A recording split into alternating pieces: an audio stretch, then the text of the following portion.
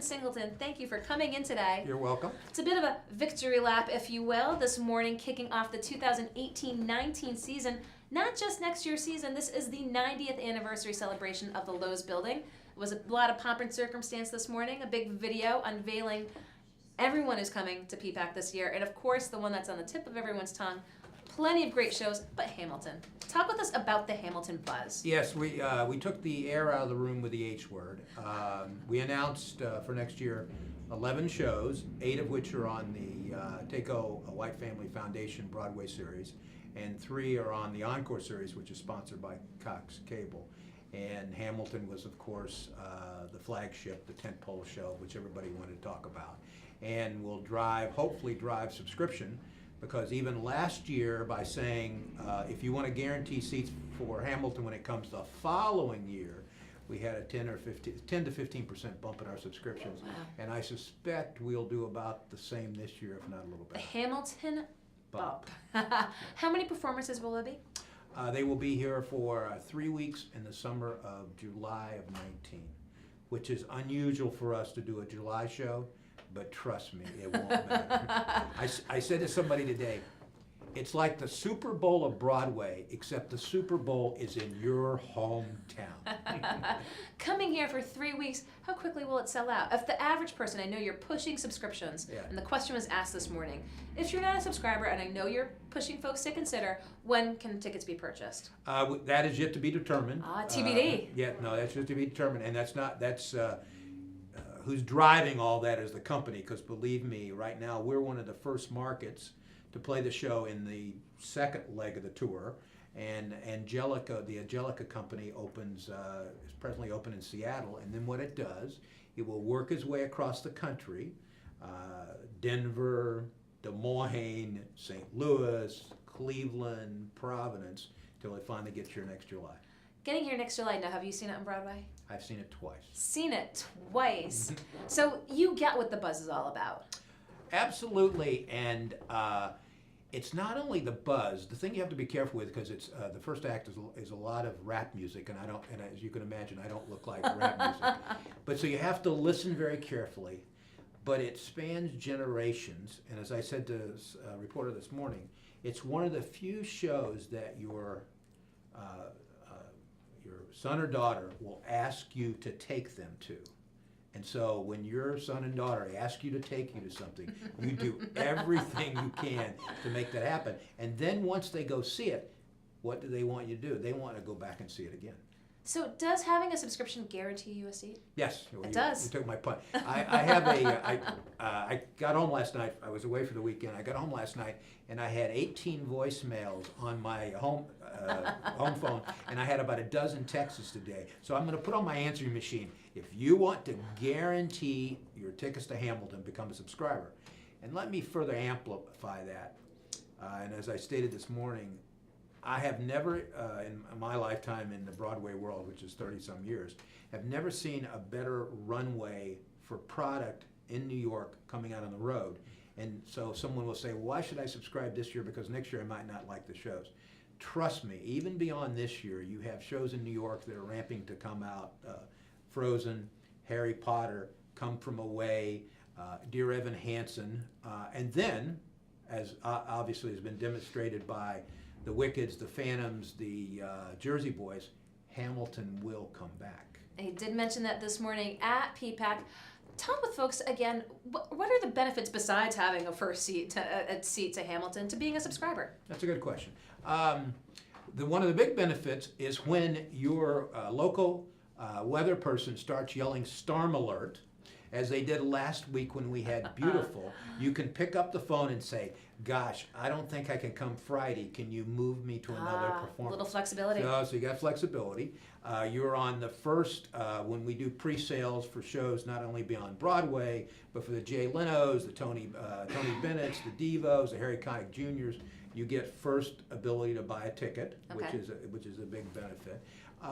And you become part of the PPAC family. And I think, too, one of the things that happens when you become a Broadway subscriber, you end up going to see shows that you didn't know you'd like, and you go there, and the truth is you would have never gone and seen Drowsy Chaperone and Gentleman's Guide and probably this spring something's rotten if you hadn't been a subscriber. And you will say, oh, that was or the other one this year that surprised everybody and did big business was Bodyguard. Yes. Yeah, and Cox, I forget her name now, I feel bad. She was the lead and she wowed people. And actually the show, while I was here, did like $250,000 business that week. Wow, that's unbelievable. Now this morning, tell viewers, the people who were in attendance at PPAC, was that a lot of subscribers in the crowd? I was there this morning for the official kickoff, and it was, the lobby was packed. Yes. Well, I give part of the credit to the marketing staff. Caitlin, PJ. Give PJ a plug. No, and as I said this morning, one of the difficulties is you have, in our case, we have 11 different productions. We have 115 performances of those shows. And then we have 8 to 10 weeks of tech time for 3 Broadway shows we're opening, which are Cats, Miss Saigon, and The Band's Visit. And so to pull all those things together and make it all come together, including the video, in a very short, it's kind of like hurry up and wait. Okay, we're done now, we want it to happen. But I do think an event like Hamilton is a critical path event in the city because it's kind of like the first time, this has been a long time ago, but in the mid-90s we did the first national company of Phantom. And it will be one of those Phantom moments. Okay, a Phantom moment. So you just mentioned a few of the tour launches as we go past Hamilton here, Miss Saigon, Cats, and The Band's Visit. Also, School of Rock, Waitress the Musical, and Charlie and the Chocolate Factory. You talk about that long runway. And here are some very popular shows on Broadway coming right here to Providence. Yes, absolutely. And they will continue to come because the East Coast corridor, which we all know is very competitive, but Providence is a very good Broadway theatrical market. And I think it's demonstrated but not only by us, but Trinity Rep, the Graham. One of my sound bites is Providence is a market as far as national touring Broadway and theatrical productions plays above its weight. I mean, because you don't expect a show to be able to come here like Phantom the first time and do 6 weeks. Hamilton this time to do 3 weeks. Yes, indeed. And so talk with us. You're in Providence so much dealing with PPAC, and how often do you get to Broadway? Probably not enough. Actually, I'm a Tony voter, which means I get to see a lot of good theater, and I get to see a lot of bad theater. So I try to go to New York, and what I segregate, since most of the things we do are musicals, I segregate and make sure I see all the musicals. The dilemma that's happened now in New York, most of the musicals kind of open up in the Bell Lap, which is like March, April, May. So you have all these shows that are now starting to open that I'm going to be responsible to go see. But it's, it's not, we're not digging coal. It's fun.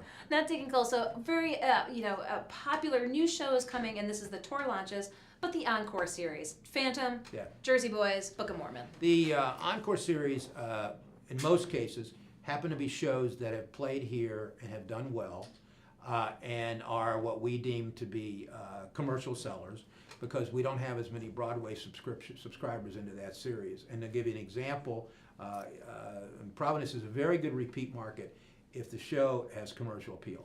Like last week we did Beautiful and from ticket 1 we did 14,000 tickets.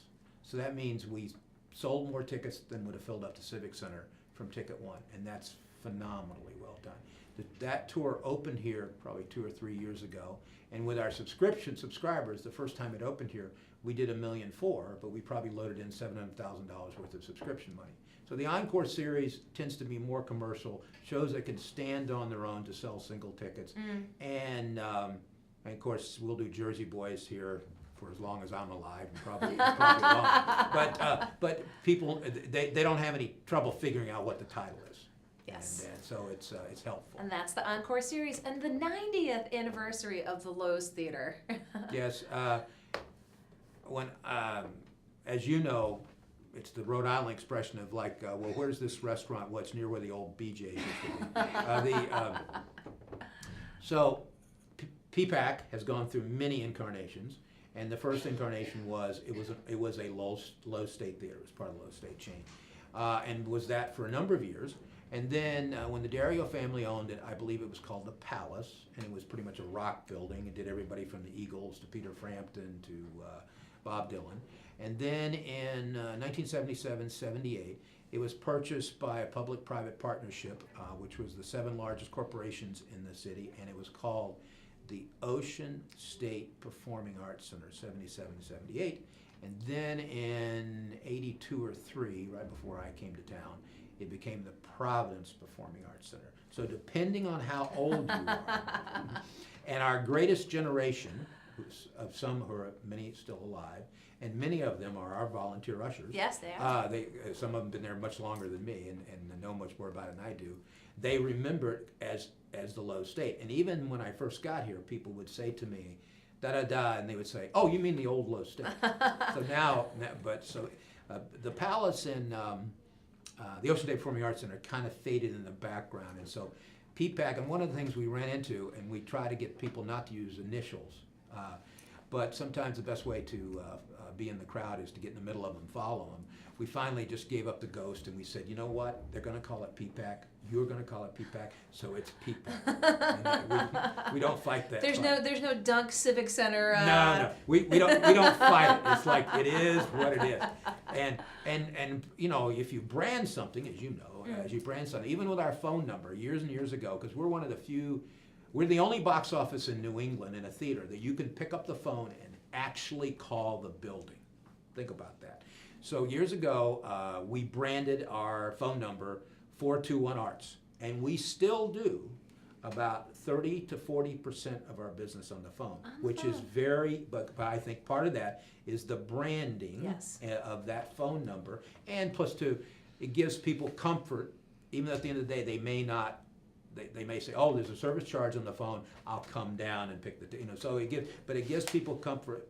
I don't know. I get frustrated when I call the airlines. I can't get a person on the phone. I want to get a person. But it gives people comfort that there's a voice talking to them, and then if they have a problem, like issues like they did last week with weather, they can pick up the phone and talk to somebody who can help them. Because that's you're not looking to complain. That whatever. Personal touch. That's right, customer service.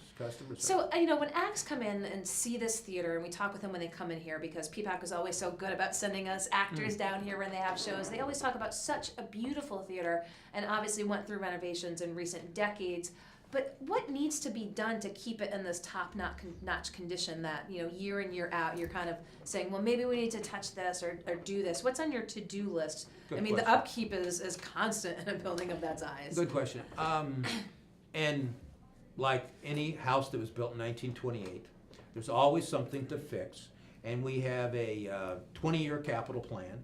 And on every ticket that we sell by board bylaws, we take $3 for a restoration fee, and we put that into a separate fund, which cannot be used for operation. And then generally that fund, give or take, comes out to be X amount of dollars. Usually in a year it's $800 to $1 million. And then we have project lined up, specific this summer, and this is indigenous to an old historical building. The facade on the front of the PPAC, we're going to take each piece of that facade and either replace it with new facade, or we're going to reconstruct it and clean it.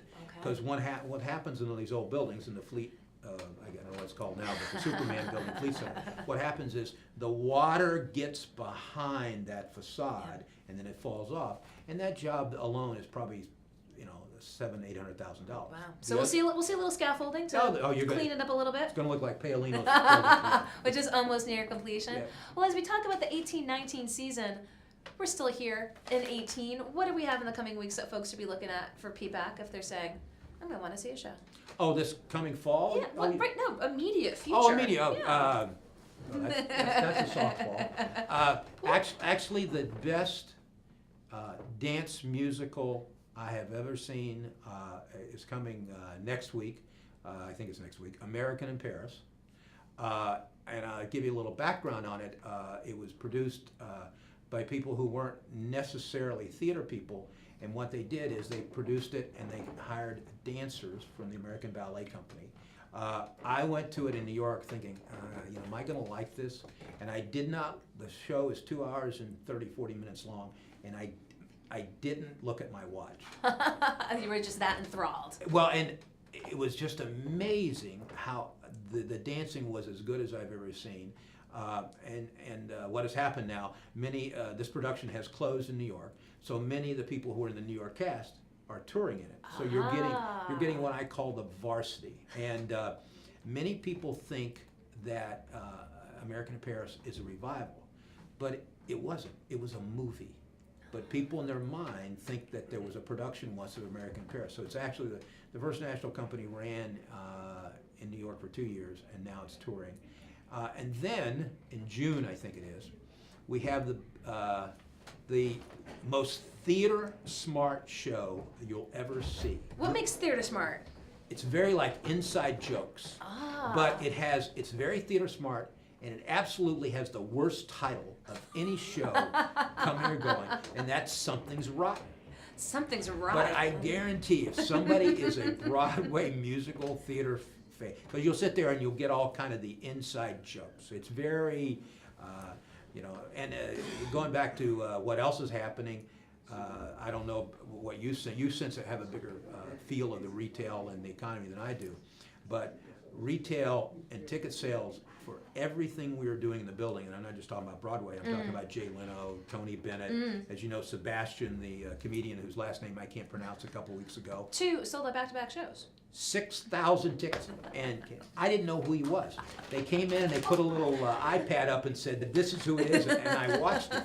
And 2 years ago, the guy was over in East Providence in the Comedy Connection. Oh, phenomenal. Yeah, and so retail's good. People are spending money. People are going out. Things are good. Things are good. Things are good, and as you said, Hamilton has the potential to be that phantom moment for PPAC, where you're going to get so many people, so many calls, but as you said, you get first bite if you're a subscriber. So Lynn Singleton, president of PPAC, I appreciate you taking the time to just come down the street, and we'll come up sometime soon. Okay. See ya. Okay, we're going to let Lynn go around the corner, and we'll be back with our next guest here in the Navigant Credit Union Broadcast Center. And you didn't have to talk about Trump.